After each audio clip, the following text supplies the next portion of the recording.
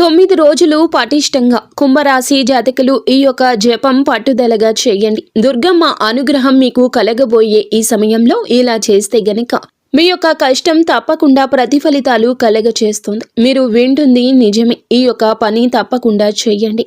శ్రీ మాత్రే నమః. ఈ యొక్క మంత్రాన్ని వీలు కుదిరినప్పుడల్లా జపించండి, ఉచ్చరించండి. అమ్మ మీతో మాట్లాడుతున్నట్లుగా భావించండి. అమ్మ వంటి మీదకు వచ్చేస్తోంది. ఏం కావాలో అది చేయగలుగుతారు.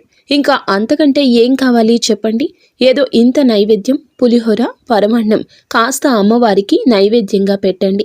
అంతేకాని ఆర్భాటం చేసి 24 గంటలు వంటింట్లో కూర్చొని సాధన ఎప్పుడు చేస్తావో చెప్పు. వంటింట్లో కూర్చొని ఈ యొక్క నైవేద్యం తయారు చేయడం కాదండి, సాధన చేయాలి.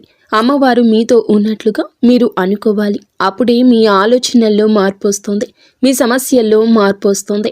కూర్చున్న చోటే జీవితం మారిపోతుంది. మీకు ఇంకా ఇతరత్ర ఎటువంటి సమస్యలు, సంతాన సమస్యలు, భార్యాభర్తల సమస్యలు, స్త్రీ పురుష వశీకరణం కూడా చేయగలరు మా గురువు గారు.